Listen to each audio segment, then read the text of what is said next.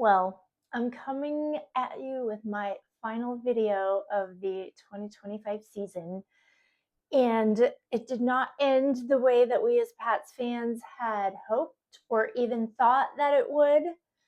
But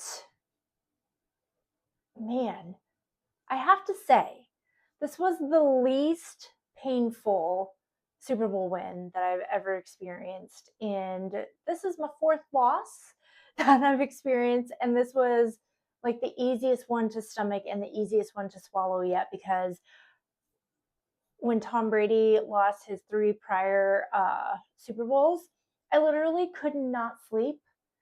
I couldn't, which is ridiculous, like letting a game affect my mental health that badly. But like, I couldn't sleep, I was so sad, like I had a hard time eating, I just kept replaying things over and over in my mind at this game. And I think maybe because we played so poorly for the majority of the game that it wasn't even like most of the other Super Bowls had came down to like crazy catches or something like really ridiculous where it was like within reach.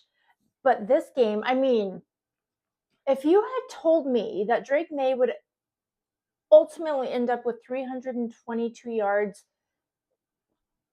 total, he threw for like 200 and I think he threw for 240 in the fourth quarter alone, but 332 yards and two touchdowns, and Seattle would only have one offensive touchdown. And the guy who won offensive player of the year in Jackson Smith Najigma would be held to four catches, 27 yards.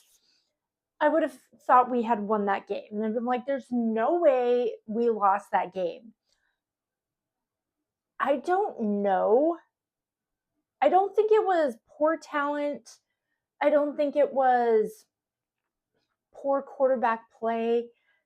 I think it was poor coaching. Like, I know Josh McDaniels won the offensive coach of the, or no, the assistant coach of the year.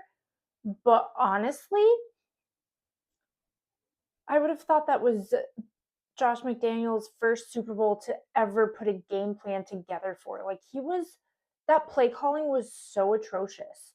And when you see that your quarterback is running for his life, and he actually was sacked 21 times in the postseason. That is 4 games. In 4 games, he was sacked 21 times.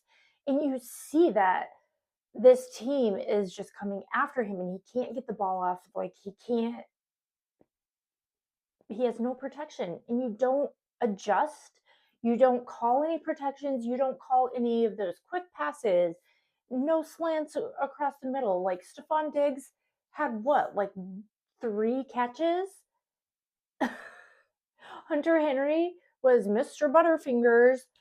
Like, that, I can't say that the Patriots were outcoached, and I don't know that that was all on Mike Vrabel, but like, Josh McDaniels has been to 7 Super Bowls. 7. Count them. 7. And he could not, like, this was the worst game plan that I have seen in a long time, maybe ever. And I have a love-hate relationship with Josh McDaniels. I feel like I'm pretty open about that because he's either brilliant or his play calling is like, what in tarnation are you doing? Jumping Jehoshaphat, what is going on? But that's how I felt during the Super Bowl. And I'm like, Will Campbell and Jared Wilson are being absolutely destroyed. You have a team that did not rush the passer for the majority of the season, and then they are killing all 5 of your offensive linemen with a 4-man rush, and you don't call any type of adjustments or any protections or a chip or anything from another player. Like, I was blown away, absolutely blown away. And I think the thing that I hated most about this Super Bowl is that losing this Super Bowl has had everybody coming out of the woodwork talking about what a fake team the Patriots are, what a crappy team. They're never going to be back. Drake May is so overrated. I can't believe he was the runner up for MVP, missed it by one vote of the league. And look at how he played in the Super Bowl. And everyone wants to either cut Will Campbell or move him to left guard. And Patriots fans are just as insufferable as everyone else. But the thing that frustrates me the most is that all these people chirping, I'm like, where was your team?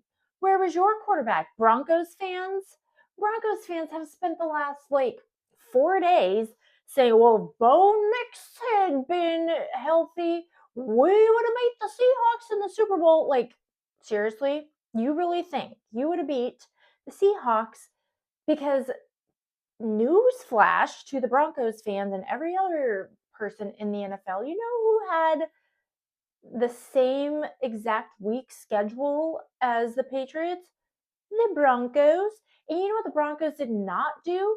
They did not blow out these bad teams week in and week out. Like, the Broncos were eking out low scoring games, having to come back in the fourth quarter. Like, somebody was like, yeah, Bo Nix was the comeback kid. That was what he was known for this year. And I'm like, that's not a flex, because literally he was tied for the easiest schedule in the NFL, and he was having to claw his way back in the fourth quarter against teams like the Browns, the Jets, the Panthers, the Saints. Like, literally, I think their game against the Jets was like 10-13 or something ridiculous. So you're telling me that you were going to go up against an incredible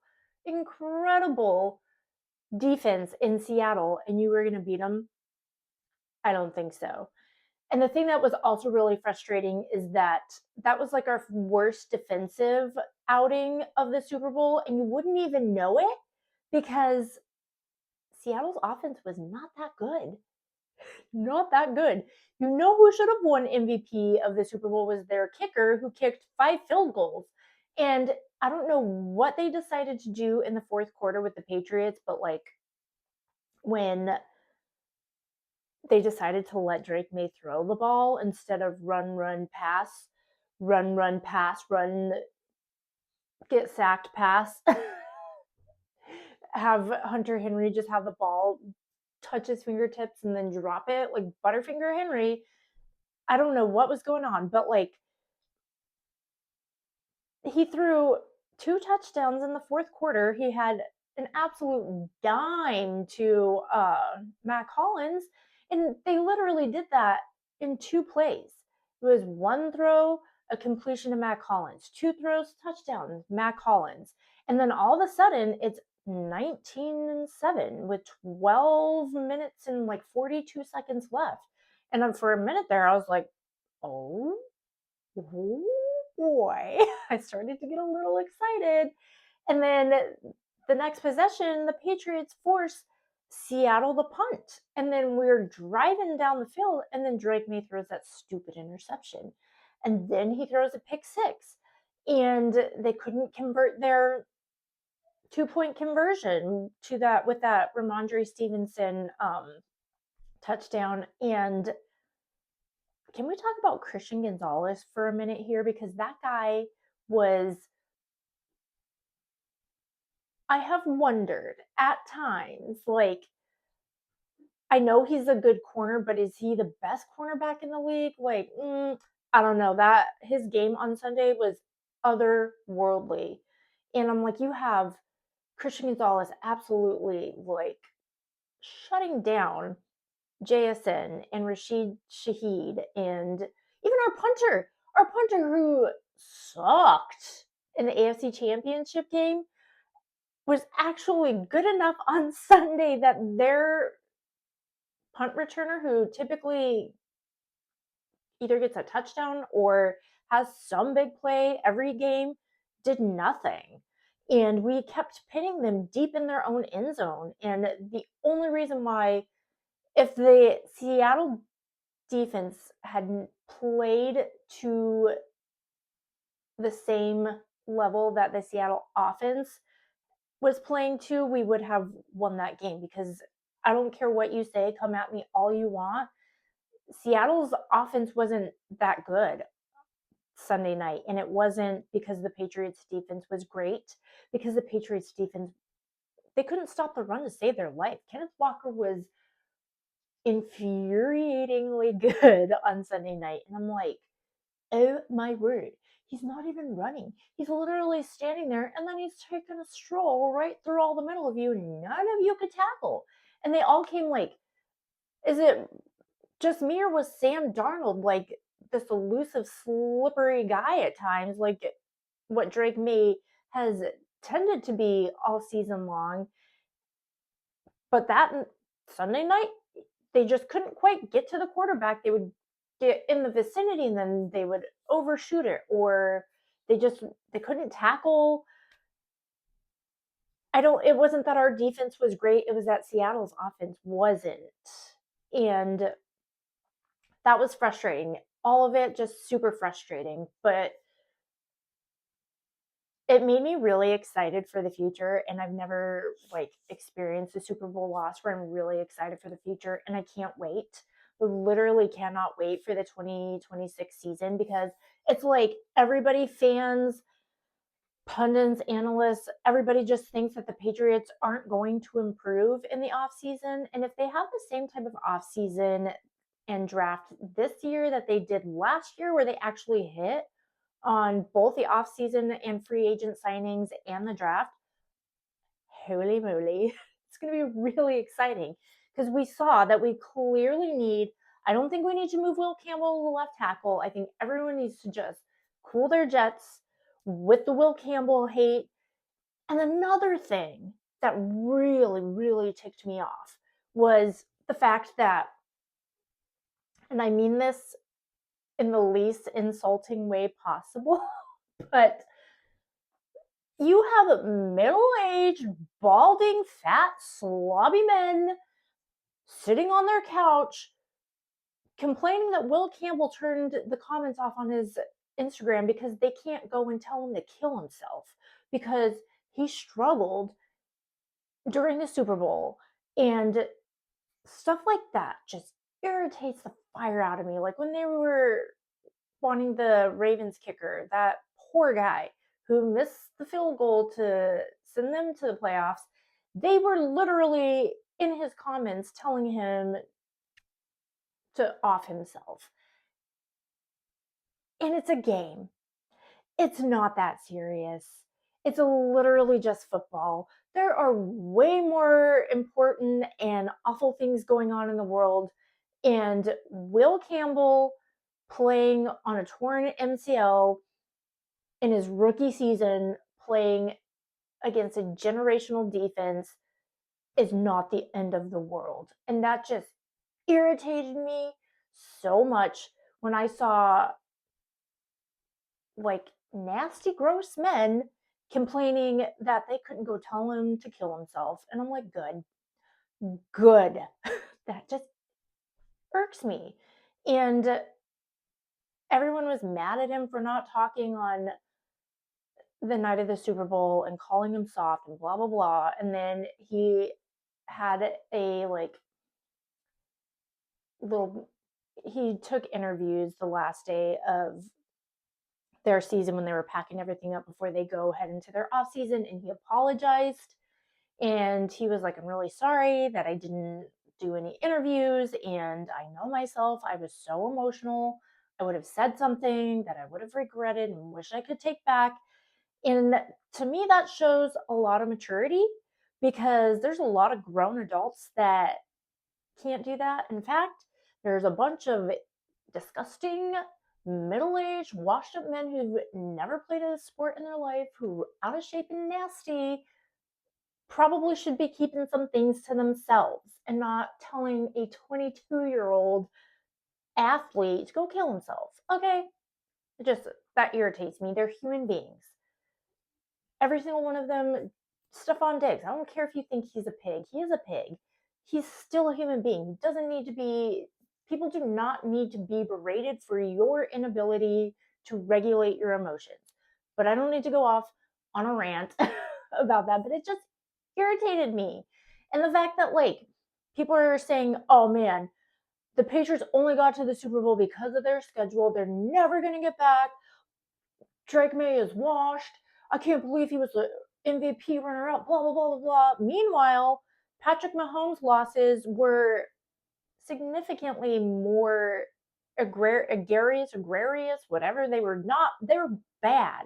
And instead of saying, oh, Patrick Mahomes is cooked, he can't ever get back, everyone's like, oh, we'll see you next year. We're going to be in it next year.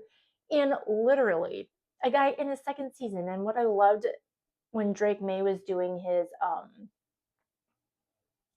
also his like last interview of the season on Tuesday, and he was saying that like he looked at this year like his rookie season, because he's like, I really didn't feel like, he's like, I know this is my second season, but it really felt like my rookie season. And I didn't feel like last year counted because I wasn't the starter. I only played a handful of games.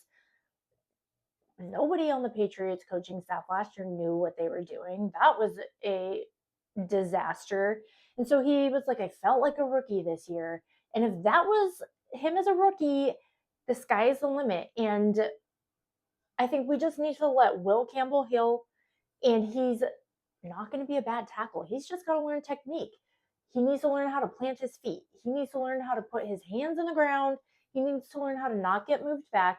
He needs to put on some weight. He needs to spend some time in the weight room. He knows this. You have incredible tackles who have come out all week long in support of him. They are offering to work with him in the off season and show him techniques and things like that. And I think that's phenomenal. And I'm excited for that. And you have Drake May in his exit interview, like telling us how, yeah, you know what I need to work on this season or this off season? I need to learn when to take a sack and when to throw the ball away and how to plant my feet better and like sense the pass rush. And these things come with time. And he's gonna get better. And the Patriots are gonna improve. We're not gonna just have no wide receivers. I mean, we have wide receivers, but we have a washed up Stephon Diggs, and I love Stephon Diggs. We have Mac Hollins, who's basically like a 1 year, 2 year journeyman on every team he goes to. We have Kayshon Boutte. We have Pop Douglas. Like, we don't have JSN, who it was the offensive player of the year, who honestly he wasn't even involved in the Super Bowl. Like, we don't have that. And look at what we did to get to the Super Bowl. And so last year we were begging top free agents to come. We were willing to overpay them, and they wouldn't come because they didn't think we are going to be good. And everyone, my light just died. I wonder if, oh, well, I think I'm just going to wrap it up now because my light's dead and I don't want to refilm this because I've already waxed on for 20 minutes. So, needless to say, Combine is coming up. Free agency tamperings, legal tamperings coming up, free agency, the draft. We're only going to get better, and I can't wait. And it's good to be a Pats fan. And all the haters are going to hate, and they can. And that's fine because we're going back to the Super Bowl, baby. Go Pats.